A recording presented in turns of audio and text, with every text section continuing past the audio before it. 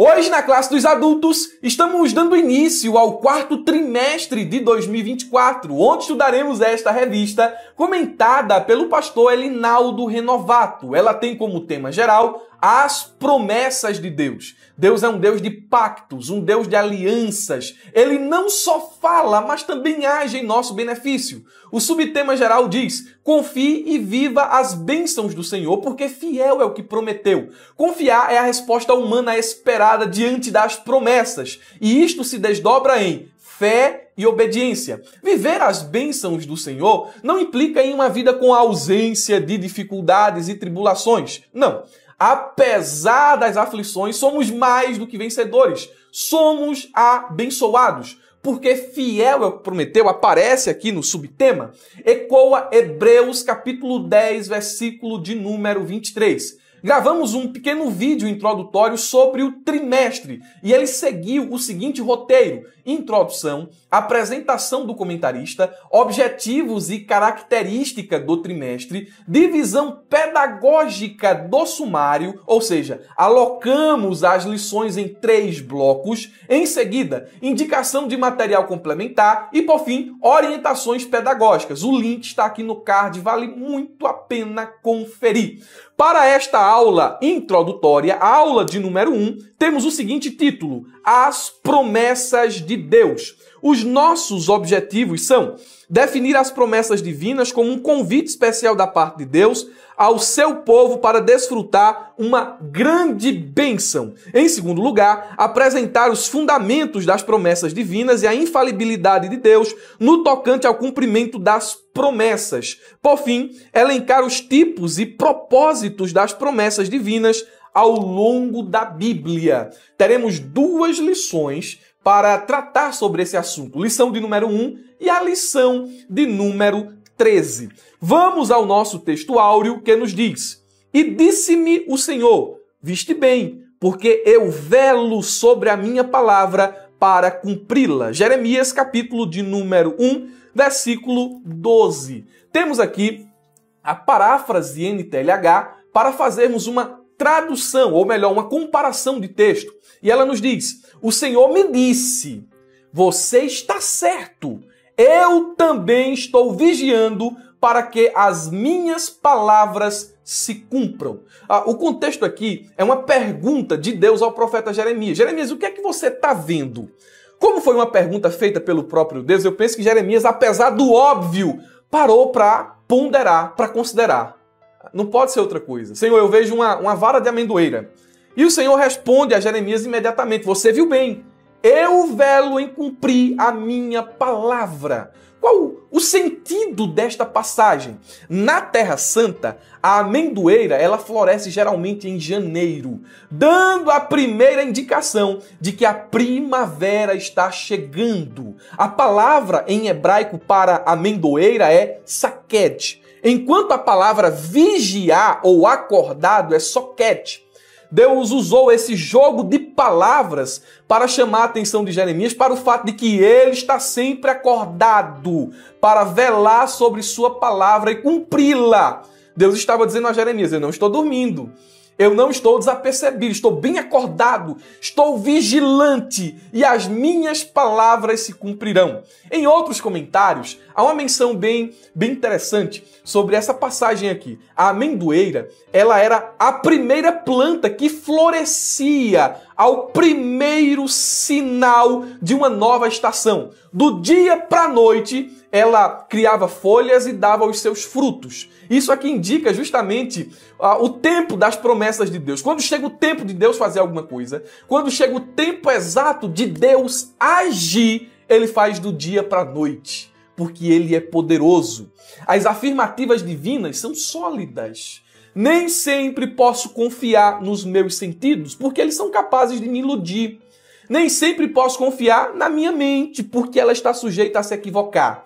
Nem sempre posso confiar no meu coração, porque ele é enganoso. Nem sempre posso confiar nas pessoas, porque elas se mostram falhas e imperfeitas. Mas sempre posso confiar em Deus e naquilo que ele diz. Em Números capítulo 23, versículo 19, a Bíblia nos fala: Deus não é homem para que minta, nem filho de homem para que se arrependa. Porventura, tendo ele dito, não fará, ou havendo falado, não o cumprirá. Ele vela em cumprir a sua palavra. Ele é um Deus de promessas cumpridas. A verdade prática nos diz: Deus faz suas promessas para que experimentemos um relacionamento mais próximo com Ele. E aqui está um dos muitos propósitos das promessas de Deus: estreitar o relacionamento do homem com Ele. E, meus irmãos, nós encontramos na Bíblia vários exemplos para fundamentar essa assertiva. E um dos mais claros aqui é o exemplo de Abraão. Abraão foi chamado amigo de Deus. Mas por que Abraão foi chamado amigo de Deus? Porque ele creu nas promessas. Ele confiou no Deus que ele prometeu. E isso aproximou Abraão de Deus, de maneira que eles se tornaram amigos íntimos. Deus faz suas promessas para que experimentemos um relacionamento mais próximo com Ele. Vamos à exposição dos pontos da lição? Eu fiz uma pequena alteração no ponto de número 3, mas você vai ver que eu aumentei a carga de informação neste ponto, apesar da alteração. Temos 3 pontos aqui e vamos expô-lo. Mas antes, eu quero pedir aos meus irmãos que estão me assistindo por meio do YouTube a curtirem, comentar e compartilhar esse vídeo. Não vai lhe custar nada, isso é de graça. É um convite que eu lhe faço, porque com estas ações o YouTube se tornará um evangelista. E, meus irmãos, nos ajudem aí. Eu estou deixando para vocês o subsídio que estou utilizando como roteiro aqui embaixo. E também nós preparamos toda uma conferência, acredito que você assistiu. Esteve conosco o pastor Elinaldo Renovato. Tudo isso para abençoar a tua vida. E você nos abençoa simplesmente curtindo, comentando e compartilhando. Meus irmãos da Ferramenta EBD, um abraço especial para vocês. Provavelmente, nesse momento, a conferência está disponível apenas para os alunos da Ferramenta EBD. Então, desfrutem o máximo que vocês puderem da aula ministrada pelo pastor Elinaldo Renovato e da super aula ministrada pelo pastor Eliel Gabi. Eu tenho certeza que estas aulas te ajudarão bastante neste trimestre. Amém? Para quem não conhece a Ferramenta EBD, o link está aqui na descrição do vídeo. É o local onde o superintendente, o dirigente, o professor da escola dominical encontram tudo, olha para mim primeiro, tudo o que precisam em um único lugar. Mas você está aqui pela lição e vamos dar continuidade à lição. Ponto de número 1, um convite de Deus. O comentarista, ele achou necessário iniciar o trimestre mostrando que Deus faz um convite às promessas, um convite à intimidade, um convite à redenção, um convite a abandonar as ilusões do mundo e viver as realidades das promessas de Deus. O subponto 1 nos diz um convite, uma promessa. Isaías 55 é um convite de Deus para Israel desfrutar de uma grande bênção divina. É uma promessa maravilhosa de redenção. Vamos ler aqui os 2 primeiros versículos de Isaías 45. Eu deixei aqui o texto na íntegra, mas vou me apropriar desses 2 versículos. Todos vocês que têm sede, venham às águas. E vocês que não têm dinheiro, venham, comprem e comam. Sim, venham e comprem, sem dinheiro, sem preço, vinho e leite. Por que vocês gastam o dinheiro naquilo que não é pão e o suor naquilo que não satisfaz? Ouçam com atenção o que eu digo. Comam o que é bom e vocês irão saborear comidas deliciosas. Em uma linguagem bem apropriada, com elementos metafóricos, Deus está fazendo um convite ao povo de Israel.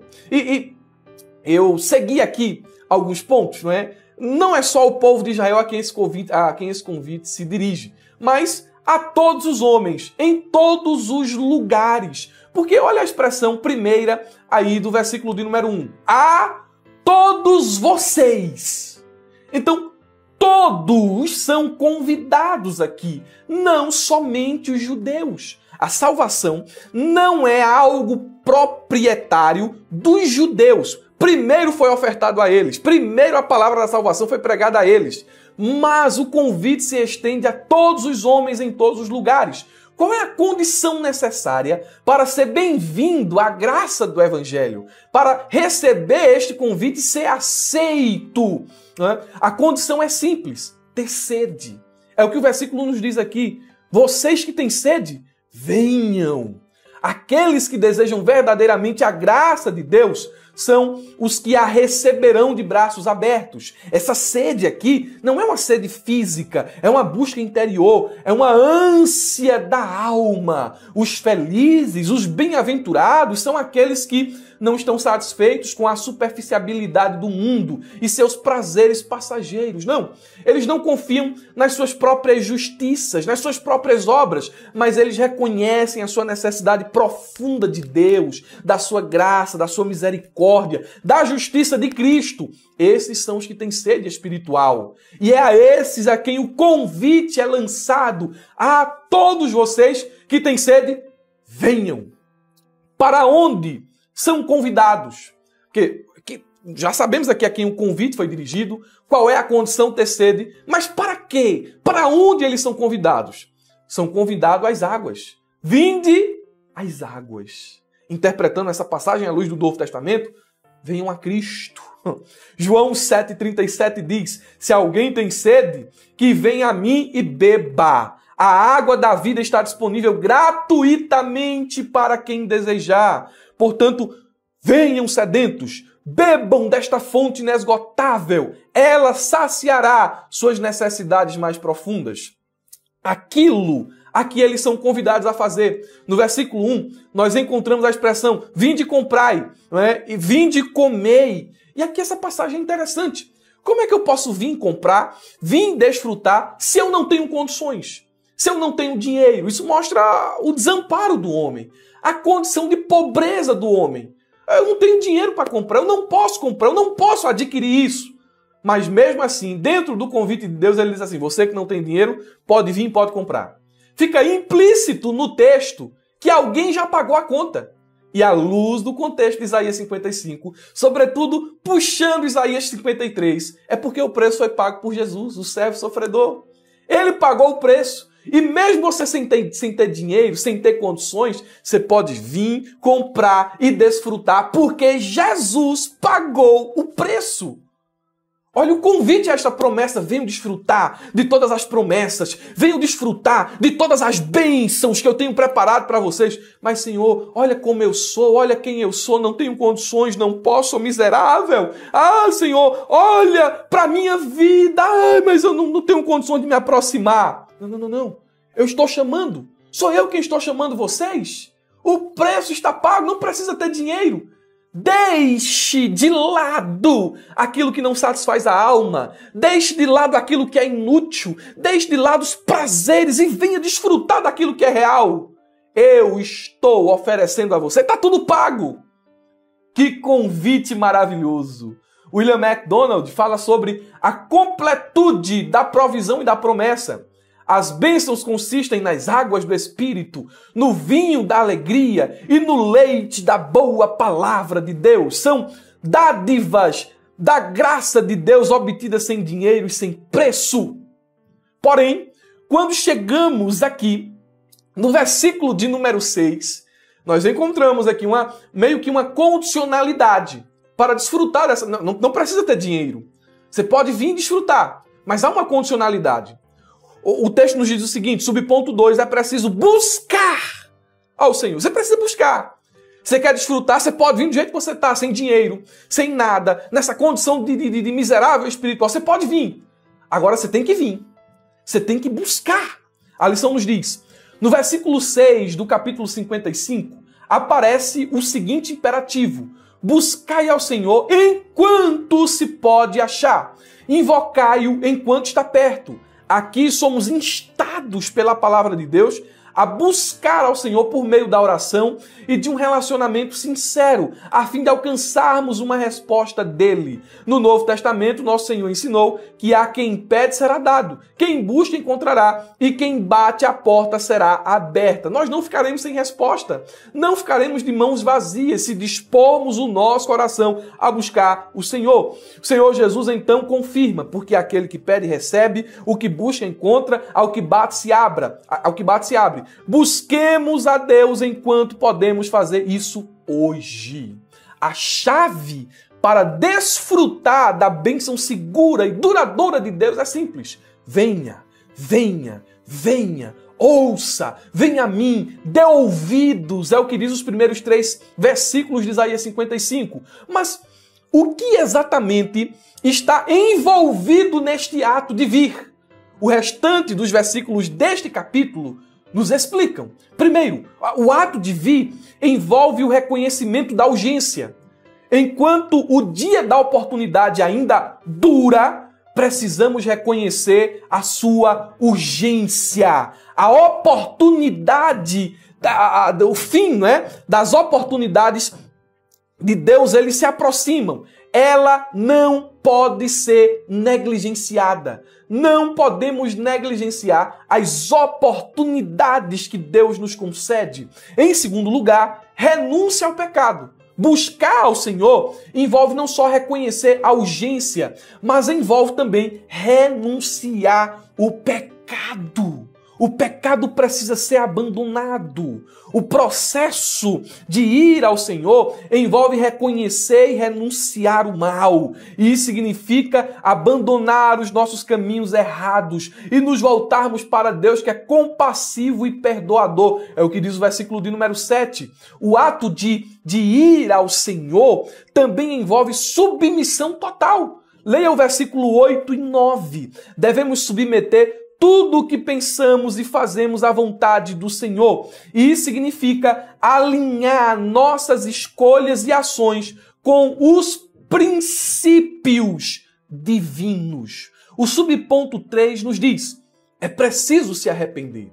Olha o que o texto da lição nos fala. Na busca sincera a Deus, devemos nos converter ao Senhor de todo o nosso coração, pois Ele é poderoso em perdoar. Quando o arrependimento impulsionado pelo Senhor acontece, os nossos pensamentos se alinham aos pensamentos do Senhor, que são maiores do que o nosso, seus caminhos mais altos que os nossos. Assim, toda pessoa que tem um encontro pessoal com o Senhor Jesus experimenta júbilo e florescimento espiritual no lugar de aridez e sequidão. Há gloriosas promessas de Deus para o povo que teve um encontro verdadeiro com Ele por meio de Jesus, o nosso Senhor. E, meus irmãos, o pecado, ele é um grande obstáculo que nos impede de ter um relacionamento íntimo com Deus e desfrutar de suas promessas. Isso é um fato. Isso é algo claro nas Escrituras. No entanto, mediante o arrependimento, que envolve convicção de pecado, quebrantamento verdadeiro e confissão sincera, alcançamos graça e misericórdia da parte de Deus. A barreira é desfeita. O pecado é perdoado e nos tornamos filhos e herdeiros de Deus. Podemos então desfrutar de todas as suas promessas. Agora lembre-se, arrependimento de verdade não é quando você chora. Ainda que você possa chorar quando se arrepende. Isso é normal, isso é comum. Porém, arrependimento é quando você muda. É quando há uma conversão. Conversão de verdade, mudança de rota, mudança de mentalidade, mudança de coração. E aqui cabe-nos algumas aplicações para que não fiquem cordas soltas ou dúvidas na mente dos irmãos. Primeira aplicação do ponto de número 1. A maior e mais sublime de todas as promessas feitas por Deus é a nossa salvação em Cristo Jesus. Vamos encontrar aqui 8.000 promessas em toda a Bíblia. Só que a maior e mais sublime é a salvação, é a nossa redenção. Em segundo lugar, há promessas que só podemos desfrutar se aceitarmos o convite de Deus. Tem coisa, irmão, que a gente só desfruta se a gente estiver próximo. Tem coisa da parte de Deus que a gente só desfruta se a gente tiver intimidade. Tem promessa que a gente só desfruta se aceitarmos o convite da redenção, se formos lavados e remidos pelo sangue de Jesus. Por exemplo, nem o ímpio vai desfrutar do céu. Nem o ímpio vai desfrutar de vida abundante. Nem o ímpio vai desfrutar de vida eterna. Então tem coisa que a gente só desfruta quando ouve o convite da graça. E em terceiro lugar, as promessas de Deus serão sempre infinitamente mais extraordinárias do que as promessas do pecado, do mundo e de Satanás. Tem gente aí abraçando superficialidade. Tem gente aí abraçando prazer passageiro. E tá achando que aquilo ali é o máximo, que aquilo ali é o melhor desta terra. Errado. As promessas de Deus são mais sublimes. As promessas de Deus são mais extraordinárias. As promessas de Deus são maravilhosas. Ponto de número 2 nos diz: as promessas e os seus fundamentos. Aqui nós vamos definir. Falamos sobre o convite. Há um convite para que você desfrute das promessas. E aqui nós vamos definir o que são as promessas. Vamos começar a trabalhar isso agora.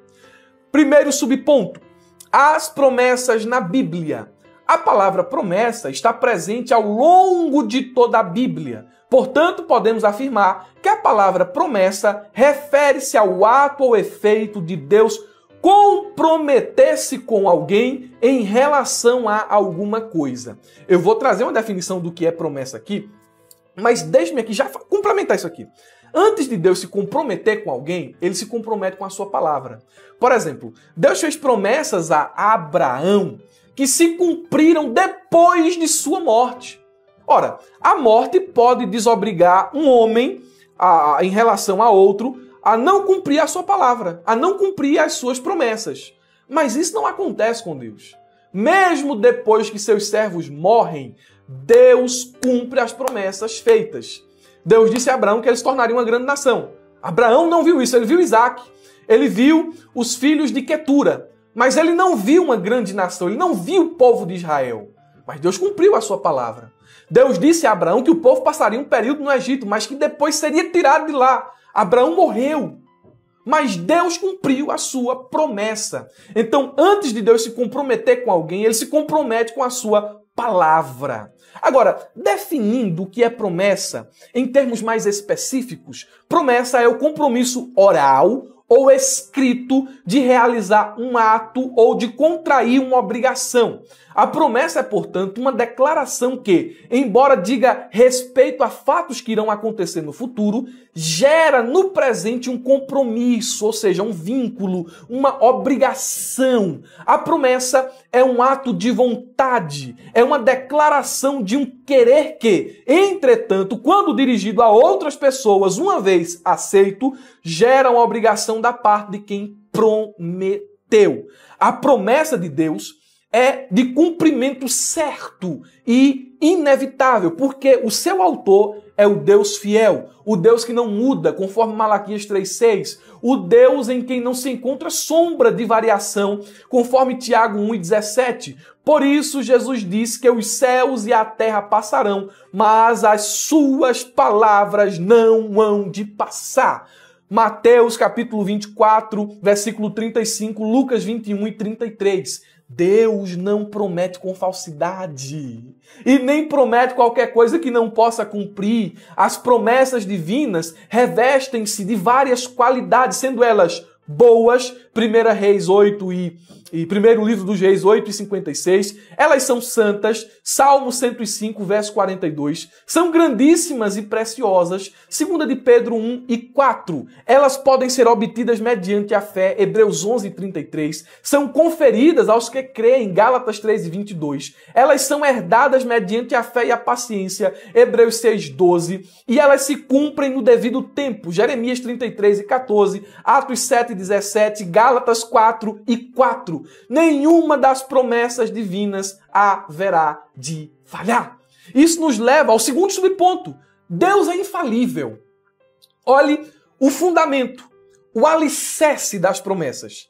Como vimos na leitura bíblica em classe, em Isaías 55, o Deus Todo-Poderoso não falha em suas promessas. Essa afirmação está fundamentada em seus próprios atributos incomunicáveis. Isto é, servimos a um Deus onipotente, onisciente e onipresente.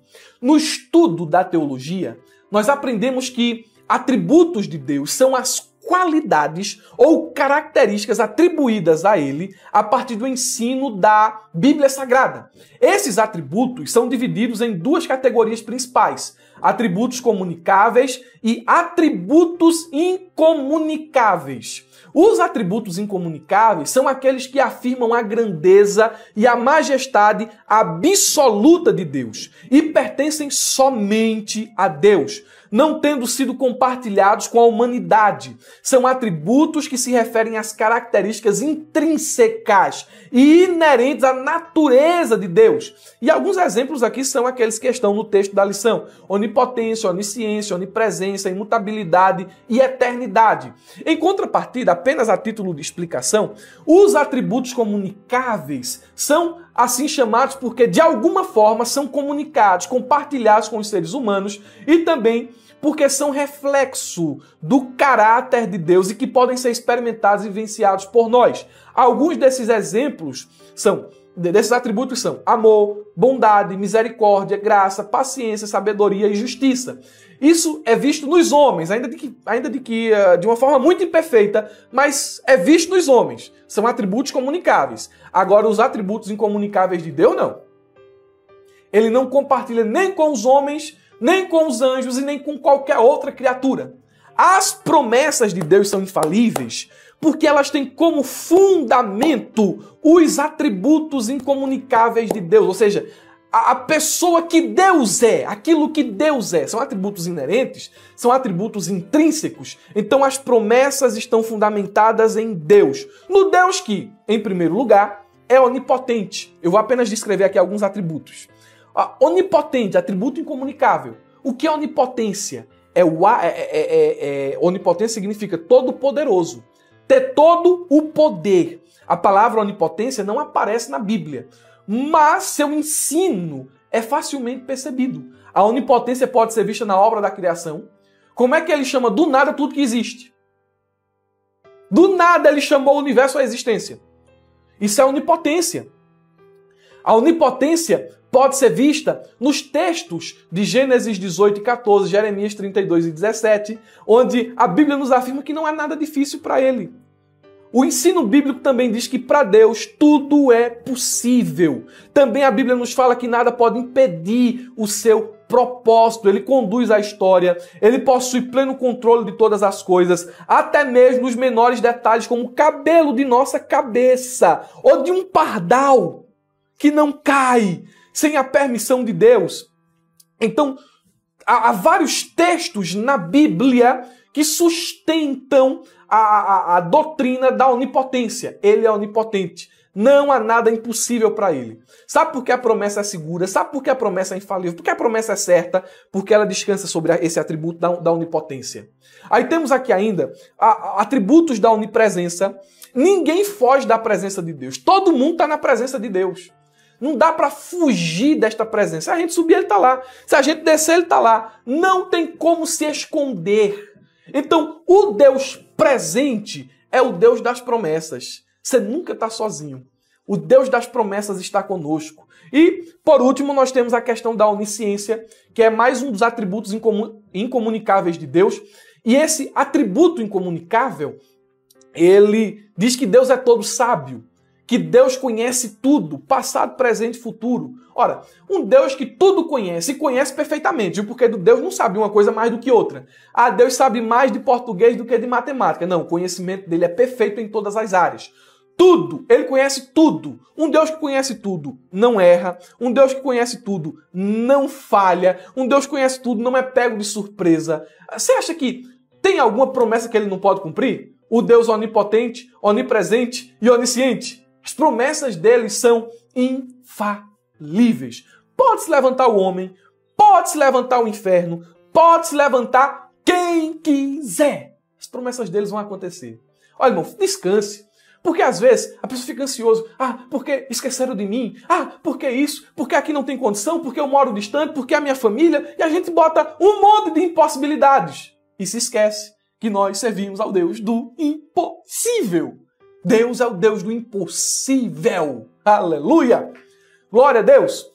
Deus zela por sua palavra. É o subponto 3. Como vimos em Isaías 55, a palavra que sai de Deus tem um propósito determinado para cumprir.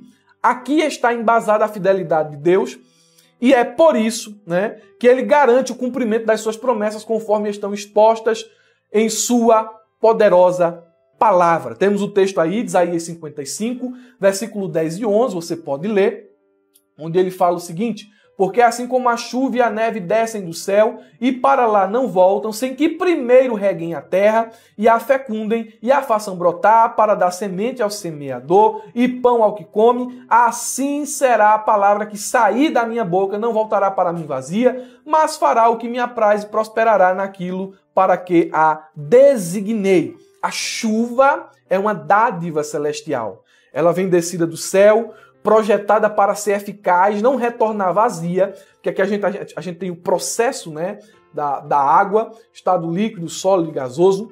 Ela produz transformação, ela rega a terra, ela faz brotar, ela transforma a morte em vida, a semente em alimento. Mesmo assim, é a palavra que sai da boca de Deus. Ela é de origem sobrenatural porque ela sai da boca de Deus. Ela é eficaz em sua missão porque não retorna vazia. E ela é um instrumento para alcançar o que o Senhor deseja. Ela cumpre o propósito para o qual foi enviada. A palavra de Deus jamais volta vazia. É poderosa demais para isso.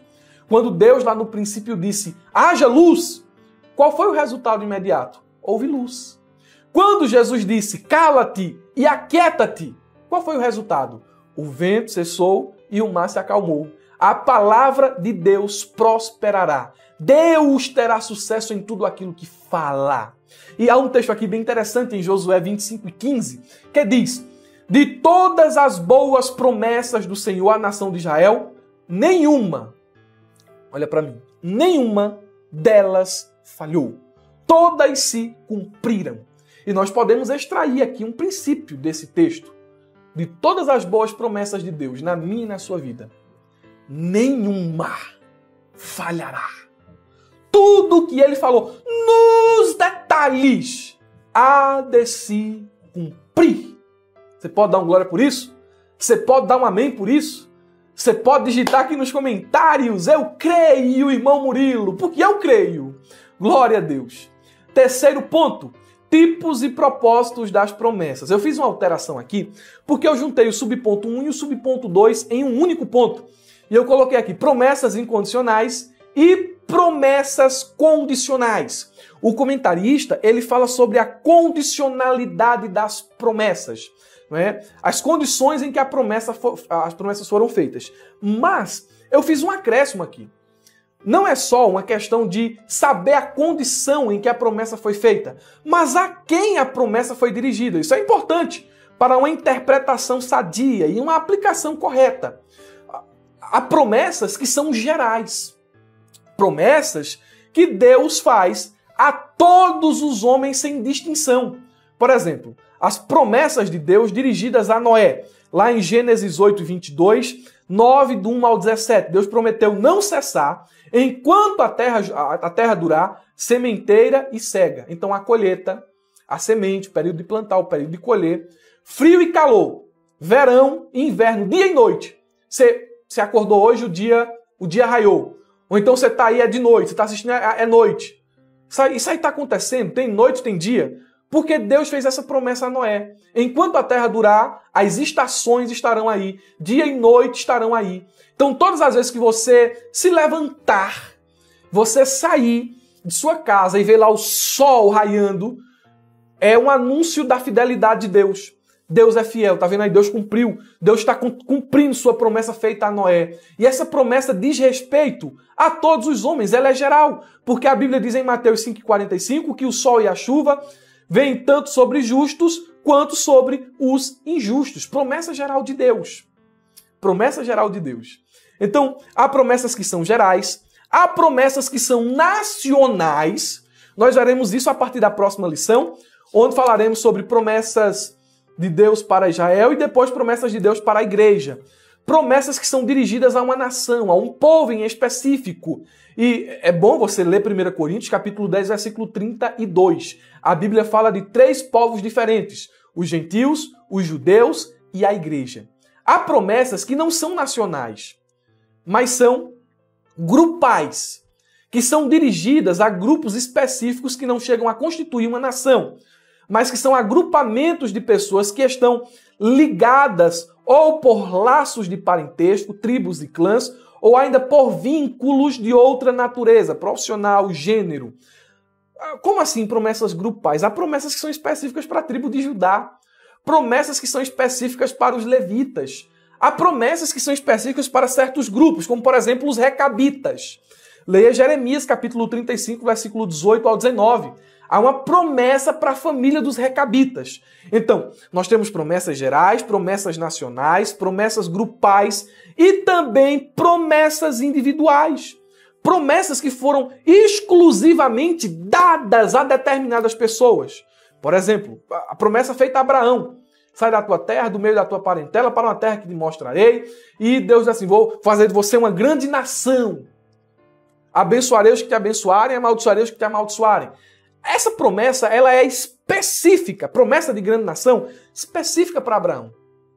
E é importante saber a quem a promessa está sendo dirigida, porque a gente não pode se utilizar inapropriadamente de uma promessa e trazê-la para a gente. Promessa que foi específica para Abraão, a gente dizer assim, tá vendo aqui? Deus vai me fazer uma grande nação. Eu não posso fazer isso, porque o resultado vai ser frustração. Aquela promessa foi feita a Abraão. Eu posso extrair dali princípios. O Deus que promete, cumpre. O Deus que fez a promessa para Abraão é poderoso. O Deus que fez promessa a Abraão velou pela sua palavra. Então, se ele me prometeu, se há uma promessa que diz respeito a mim dentro da Bíblia Sagrada, eu posso ter certeza que ele vai cumprir. O Antônio Gilberto, o pastor Antônio Gilberto, ele dizia o seguinte, a gente deve ter o cuidado para não transformar indevidamente fatos e eventos bíblicos em doutrina. Transformar a promessa de grande nação em doutrina. Todo mundo vai fazer uma grande nação.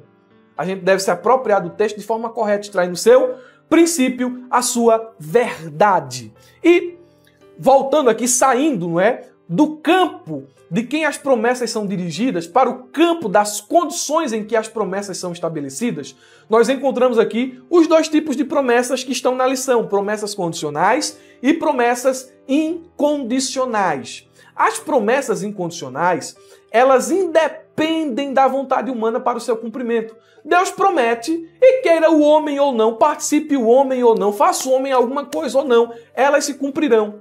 Nós temos promessas incondicionais já cumpridas. O nascimento de Jesus, o local do nascimento. Temos muitas promessas incondicionais que ainda vão se cumprir. O arrebatamento da igreja, a volta de Jesus em glória. Promessas incondicionais que independem de o homem ter vontade ou não que elas aconteçam. E existem promessas condicionais. Promessas que Deus amarra às atitudes do homem. Deus faz promessas, mas algumas delas estão ligadas à nossa vontade. Embora não dependam exclusivamente de nós, Ele, o Senhor, em sua soberania, escolheu que essas promessas também envolvessem a nossa participação. Por exemplo, a promessa de salvação. Ela é uma promessa geral, condicional. Por quê? Deus faz a promessa a todos os homens, promessa geral. João 3,16 diz que todo aquele que crê não provará da morte eterna, mas receberá a vida, receberá a vida eterna. Mas é todo aquele que crê. Deus amou o mundo de tal maneira que deu seu Filho unigênito, para que todo aquele que crê não pereça, não prove a morte eterna, não pereça. Entendeu? Então, preste atenção. Essa promessa é dada, mas é todo aquele que crê, a condicionalidade. É dada a todos os homens. Deus amou o mundo de tal maneira. Ele deu o seu Filho unigênito. Deus agiu para o cumprimento da promessa. Mas ela se torna real e eficaz na vida daquele que crê. Não há mérito.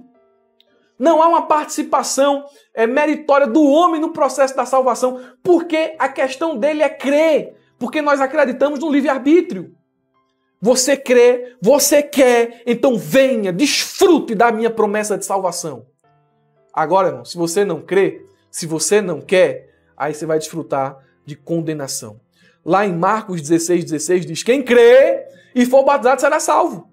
Condição, quem crê. Agora, quem não crê será condenado. Há promessas que são condicionais, promessas que são incondicionais. As promessas condicionais, geralmente, elas são acompanhadas de um se. Se fizer isso, Se ouvir a minha voz, se obedecer, se ficar num lugar, então eu vou fazer, eu vou cumprir, eu vou operar. Mas se não, aí não espere cumprimento de promessa. A importância de conhecer as promessas é um subponto que eu elaborei, que eu criei aqui, porque considero ele importantíssimo. Deus, ao fazer promessas, ele sempre se dirige às pessoas certas, bem como estabelece propósitos para que isto ocorra e somente ocorra dentro desta perspectiva. As promessas de Deus acontecem no seu tempo, ao seu modo, no seu momento. Porém, meus irmãos, muitos hoje em dia creem em promessas que não foram em absoluto dirigidas a elas. Nem tampouco estão de acordo com os propósitos de Deus. Tem gente que cria promessa. Ele inventa promessa e tenta obrigar Deus a cumpri-la. Deus não vai fazer isso. E tem gente que se apropria indevidamente de certas promessas e quer que isso aconteça na vida deles.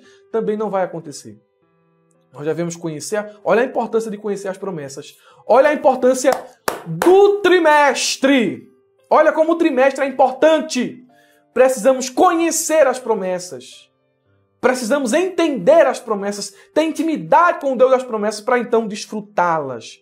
Tentar tomar aquilo que não é nosso, tentar desfrutar de promessas que não nos diz respeito, terá como resultado decepção, frustração, porque Deus não atende a caprichos. Deus não age de forma inconveniente para realizar propósitos que não fazem parte do seu plano.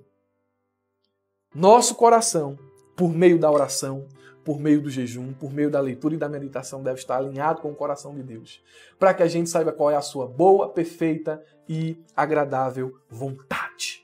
Então, conheça as promessas, não perca nenhuma aula deste trimestre. Eu quase que perco aqui a minha atenção, que eu tenho uma dificuldade de atenção, que está tendo uma bendita de uma construção aqui do lado, aí estão só batendo. Aí quanto mais estavam batendo aqui, eu estava falando mais alto. Estava falando mais rápido, para ver se o som não sai aqui na nossa gravação. Mas assim, irmãos, eu falei rápido aqui, eu me expressei aqui, mas eu tenho certeza que você compreendeu. Eu tenho certeza que você absorveu, que você guardou esse conteúdo. Deus é um Deus fiel, Deus é um Deus que cumpre promessas. Mas do lado de cá, a gente deve conhecer as promessas de Deus. A gente deve confiar em Deus. E não só confiar, mas viver tudo aquilo que Ele projetou e planejou para a nossa vida. Então, a gente tem que se apropriar das promessas que dizem respeito a nós. As promessas de Deus não falham, estão aí para que creiamos nelas e as vivenciemos, mas tudo de acordo com a sua palavra. Então, meus irmãos, que neste trimestre possamos ser fortalecidos na fé ao estudarmos quantas e quão grandiosas e gloriosas são as promessas que Deus nos deixou. E há um trecho do hino aqui que finalizo com ele. Hino 459 da harpa cristã.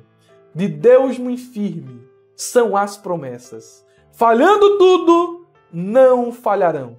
Se das estrelas o brilho cessa, mas as promessas brilharão.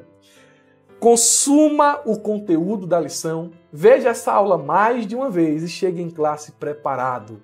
E se você quer ir além, está me assistindo pelo YouTube, seja aluno da Ferramenta BD. Um ótimo final de semana, uma ótima aula de escola bíblica dominical. Não se esqueça, abra a jaula.